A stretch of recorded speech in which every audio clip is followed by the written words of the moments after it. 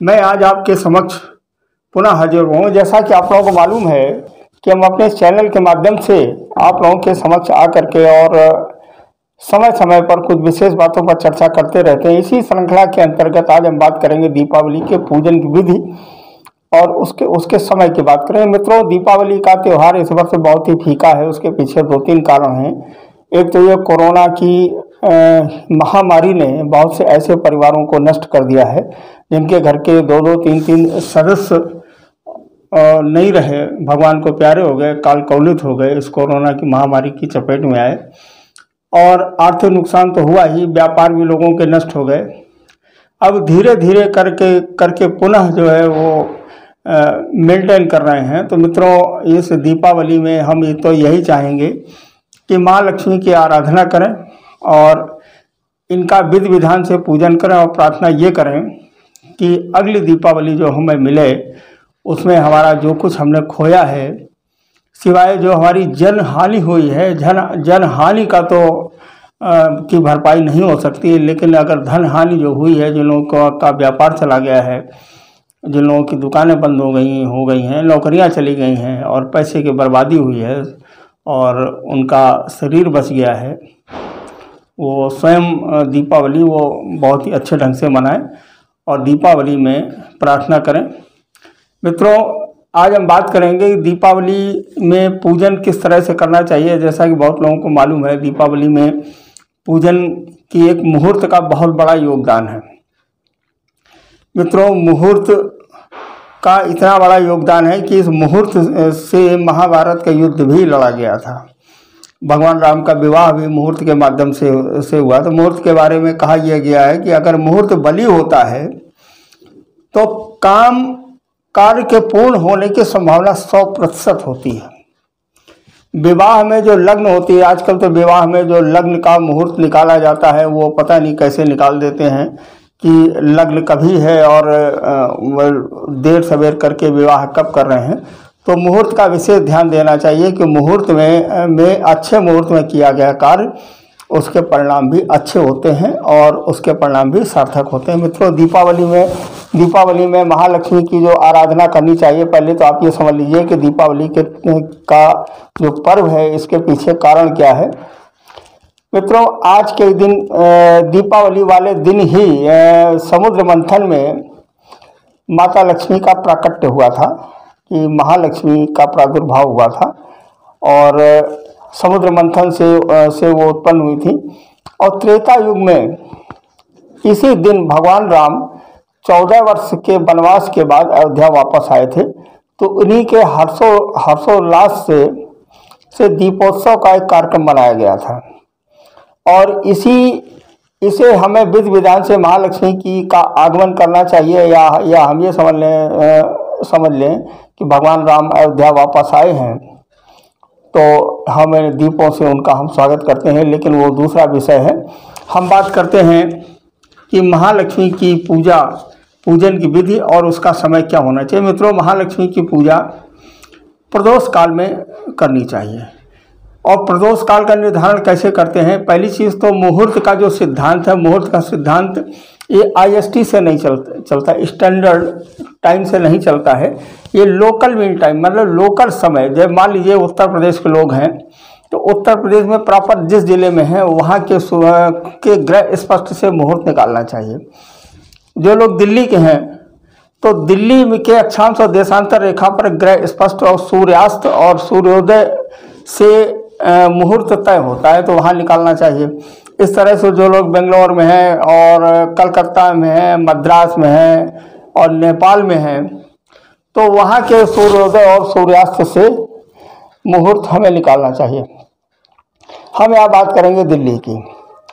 4 नवंबर 2021 को दिल्ली में जो सूर्यास्त होगा लगभग 5:30 पर होगा। 5:30 बजे के बाद से अच्छा, ये प्रदोष काल महालक्ष्मी की जो पूजा है वो प्रदोष काल में करनी चाहिए। प्रदोष काल के बारे में बता देता हूँ कि मध्याह्न से प्रदोष काल का निर्धारण होता है। लमसम 4 घड़ी 6 घड़ी जो है इनका मतलब समय रहता है, माने 2 घंटा 40 मिनट। और सूर्यास्त के बाद से प्रदोष काल शुरू होता है। प्रदोष काल में हम ये देखते हैं कि जो स्थिर लग्न आ रही है, स्थिर लग्न में हमारी जो स्थिर लग्न में हम महालक्ष्मी की पूजा करते हैं, क्योंकि लक्ष्मी जी का हमारे यहाँ एक स्थिरता बनी रहे, उनका आवाहन करें और आवाहन करने के बाद वो हमारे पास पूरे वर्ष भर हमारे ऊपर कृपा बनाए रखें।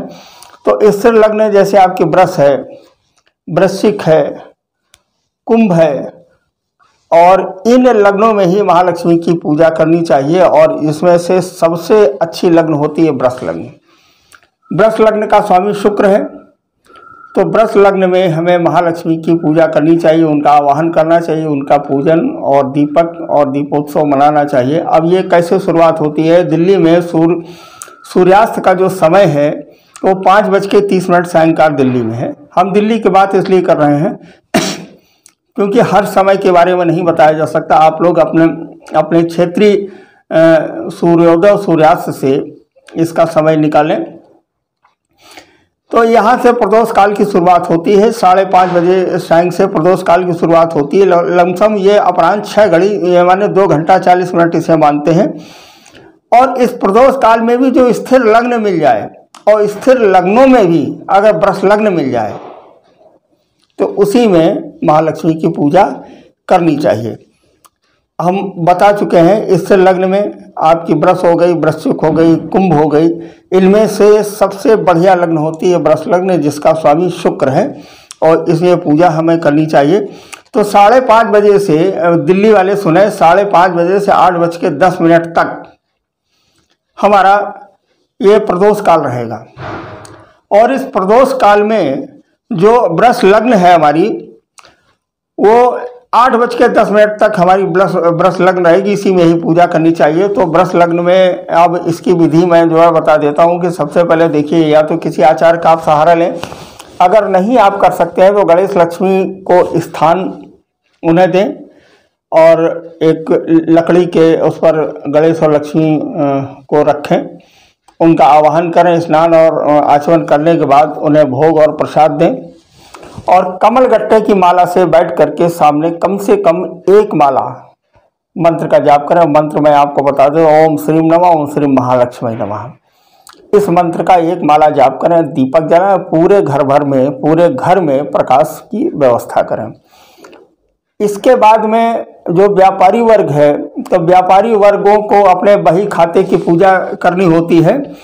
तो इसके लिए फिर इसके बाद में नीतीश काल पड़ता है। नीतीश काल में हमें, और नीतीश काल में भी जो चर लग्न हो, उसमें बही खाते की पूजा हमें करनी चाहिए, ताकि हमारा व्यापार सुचारू रूप से चलता रहे, किसी भी प्रकार की कोई भी परेशानी ना हो।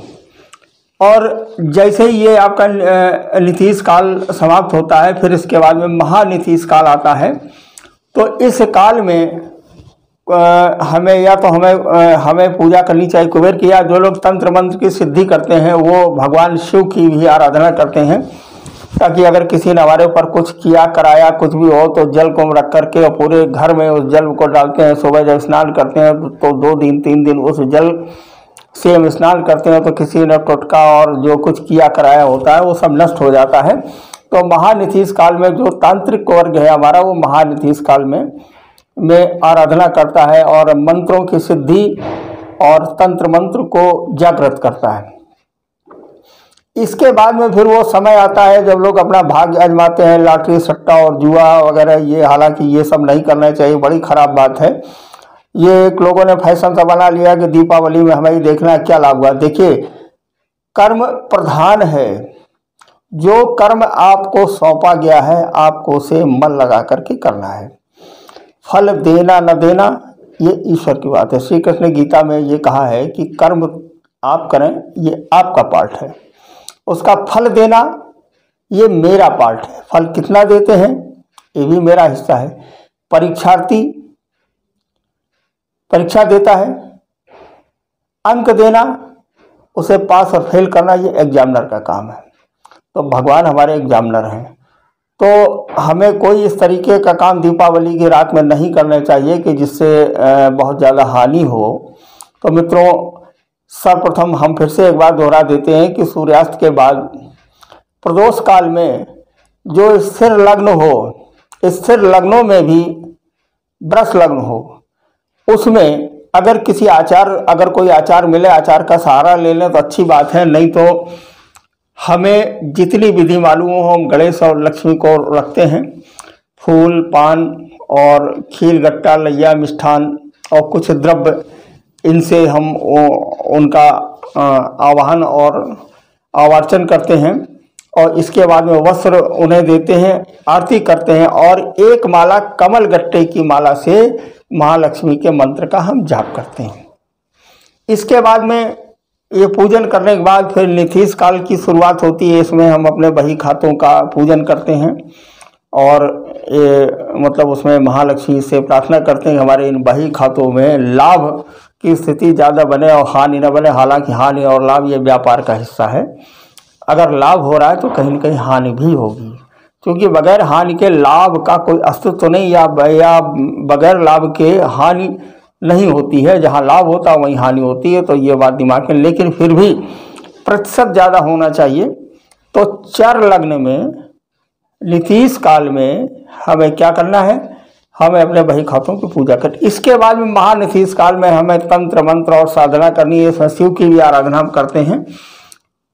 कुछ लोग इसमें कुबेर की भी साधना करते हैं, कुबेर का भी पूजन करते हैं और इसके बाद में फिर वो ऊटपटांग के काम करने लगते हैं, जैसे लाठी, जुआ, सट्टा वगैरह ये सब करने लगते हैं। नहीं करना चाहिए, हम बिल्कुल सख्त विरोध में हैं।